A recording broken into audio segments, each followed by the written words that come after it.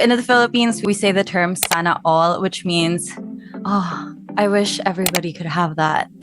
Sana all. Oh, Sana all. That's really cute. I wish everybody could have an Alex. So, Sana all. Sana all indeed.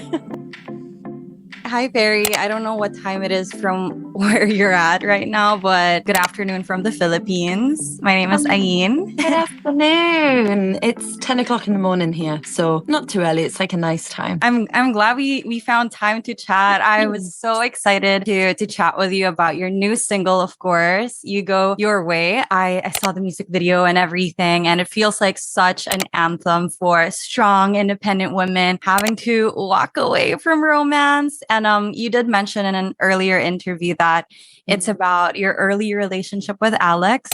So could you tell us more about that? Like how did that come to be, and what did it feel like having to say, you go your way, I'll go mine? Basically, how the song came about was I was in a studio writing for my album, and I was working with a producer, an amazing songwriter and vocalist called Joy Anonymous. And he had this song, and he kind of said, like, I wrote this song a long time ago. And it was about his friends breaking up. So two of his good friends went through a breakup. And then he kind of preempted his own breakup because then he separated from his partner. So it's kind of like a breakup anthem. And I said to him, like, when I heard it, it didn't kind of make me think of that. It made me think of the time when me and Alex first started dating, and it was really early days, but we kind of fell for each other quite quickly. But I was going on tour with Ariana Grande, and it was in America, and it was going to be 3 months. I wasn't going to be able to make it back home. The schedule was pretty wild, so it would have been really hard for us to see each other. So I kind of tested the waters a little bit, and I kind of just like sussed him out. And I said, like, if it's too much for you, like, and you don't want to wait for me, like, I get it. That's fine. You can go your way. I'll go my way. And I think if we're meant to be together, we'll be together. So we should just let fate and like the universe decide. And Alex was like, absolutely not. And then it was there, and then he made me his girlfriend. So it was kind of like a cute moment, I think. But I was just kind of testing it out, seeing what he would say. But I feel like sometimes that is necessary. You know, you have to be willing to walk away to test and see if they really want you in your life. And that's happened. Absolutely. It was a big test, and he definitely passed. He waited for me, and we FaceTimed every day, and he was so supportive and so sweet. So I thought, right, this was a good test to know if he was the one. If he wanted to, he would. Exactly. About the music video, I was watching the music video. You did so amazing. It was done in one continuous take, right? Yeah. Fully choreographed too. What was that like? Because I was browsing through the comments, and your fans are all losing it. Like, Perrie is doing this. How was it like shooting that video? It was actually really fun. I feel like it was almost like the pressure was that much that I knew I had to like perform, and I had to nail it. Because I think sometimes it's like, I've even noticed it now with like doing promo and TV work, TV performances, interviews. Everything's pre-recorded now. Whereas like before, it used to be live, and it was almost like you had that one chance to get it right. And if you didn't nail it, it was like you were doomed because it was live TV. When you have a lot of space and a lot of safety to mess up, you can mess up a bit more. So I knew, like, going into this music video, I had to be on my marks. I had to know the choreography. I had to nail it in one take for the sake of not only me, but the camera crew, the producers, like the director, the dancers. Because every time I made a mistake or somebody made a mistake, you had to start from the very beginning. I feel like I worked well under pressure, and I actually really enjoyed it. That's great. Can I ask, like, how many takes did you have to do that for? I would have liked to have done more, but because it was shot in the evening, we had to get it at the perfect time where it was still light enough to kind of see everything, but it wasn't too dark. So we had like a very small window of opportunity. All in all, takes that could have actually been used, I probably got like 3 or 4. But we only did it like 5 or 6 times, but my shoes were quite big as well. So I was like slipping out of my shoes. So by the end, I had like blisters that were like that big, the blisters all over my feet. So by the end, I was like, right, I think we've done enough. It was so intense. But yeah, I'm really proud of it. I'm really, really happy with this music video. So I think it's so cool. It really felt like you, of course, you embodied the single, what it means, but also like from on the artistry side, it really showed the pressure of having to do everything in one take and like doing it so well too. Oh, thank you. We're moving on to some self-love questions. You're single, you go your way. Like I said earlier, to me, it felt like an anthem for somebody who, has the opportunity to walk away and let things happen, who has the confidence to do that. So we're doing a little self-love Q&A from fan questions.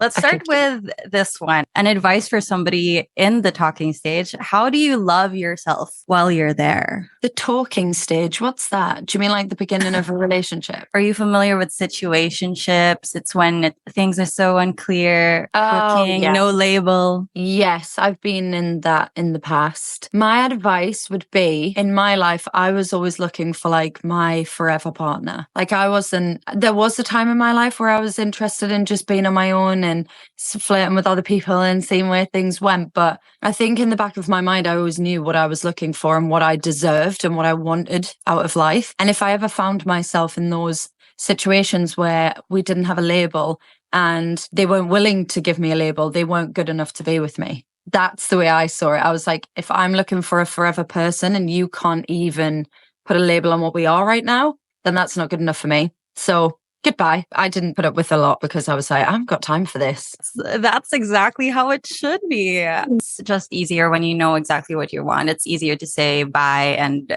see you later to whoever. Absolutely. I think it's okay for you to want to know where you stand with a person. And if you're not getting that, then it's okay to cut ties as well. Another question. This is not romance related, but I guess for a lot of people, self-love, especially with the internet, it feels like you have to spend a lot of money and treat yourself with like expensive things. But what does self-love look like without spending any money? Self-love is, again, knowing what you want from life and like kind of look out for yourself. So my biggest thing when I'm feeling really down is the one thing that will make me feel bad about myself, that'll make me pick myself apart and knock my confidence completely, is when I'm on social media and I'm comparing myself to other people, whether they're like, I'm comparing myself to their looks or their lifestyle or their perfect idyllic little life. And I think the thing that I always swear by is the saying that I learned is comparison is the biggest thief of joy. It's better to just separate yourself from it. If you're ever feeling down and you're ever feeling self-critical, just come off social media,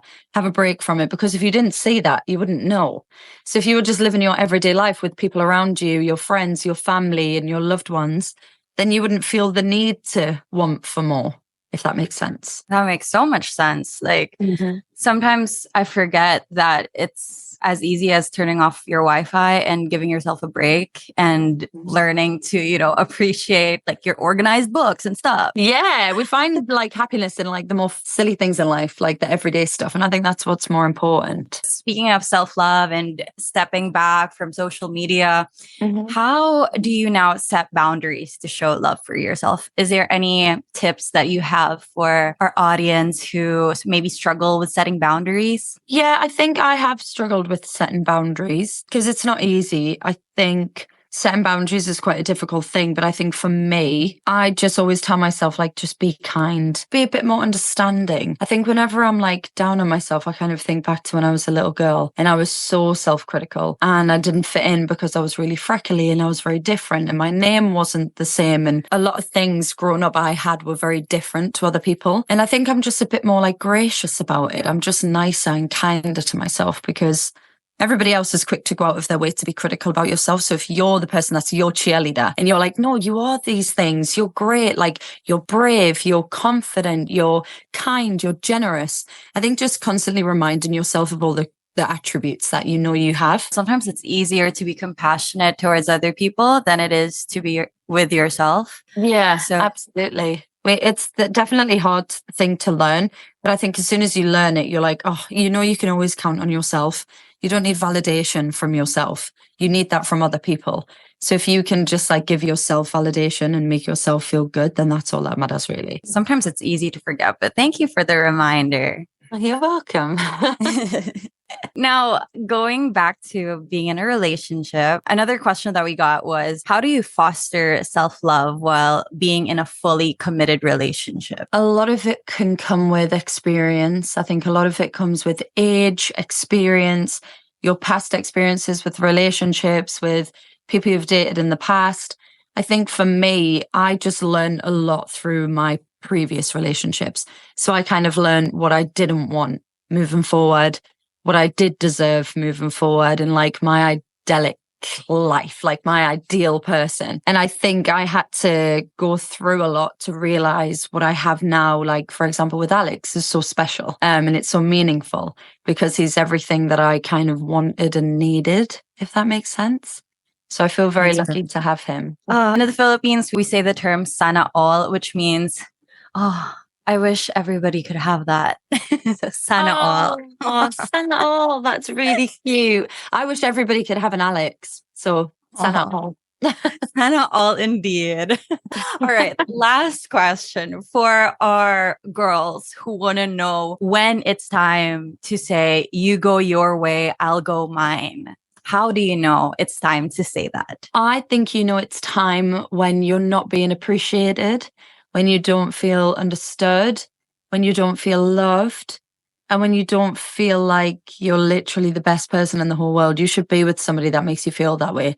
And I think if you ever question yourself or doubt yourself or start looking for faults within, you're not with the right person. And I think somebody should bring out the best in you. And if they're not doing that, then it's time to say, you go your way, I'll go mine. Oh, I'm sending us to all my girlfriends who need a reminder. Yeah. I think when you know, you know. Can we just get a quick message to your Filipino fans, especially those who are in that early stages and they want that power back? Anything you want to say to them? I absolutely adore my fans in the Philippines. You're just the most incredible, lovely, beautiful, loyal fans. And my advice to you would be, remember your worth, remember your power, remember to love yourself. And if you're not getting that from the person that you're with, bye-bye. You only get one time on this earth, one time to live it, and you should live it to the fullest. And yeah, you deserve everything. And I love you so much. So if somebody doesn't love you the same amount as much, what is it? What? If someone doesn't love you the amount that I love you, then they're not right. They're not good enough. Exactly. Setting the standard up here. Remember, guys, yes. Sana all Alex. Yes, sana all Alex. Absolutely. And sana all Perrie, actually. Let's start with that. Oh, I love that. Thank you so much for a lovely interview. It was really cute. I liked it. It's nice. Thank you too, Perrie. Yeah, I really wanted to get your insights. A lot of my followers too just need big sister advice. And I thought today you'd be the perfect person to give that. So thank you so much for your time. And thank you, Sony, for arranging this. Thank you so much. Have a lovely day or evening or whatever time it is. I don't remember, but enjoy the rest of your day. You too. Have a good day, Perrie. Thank you.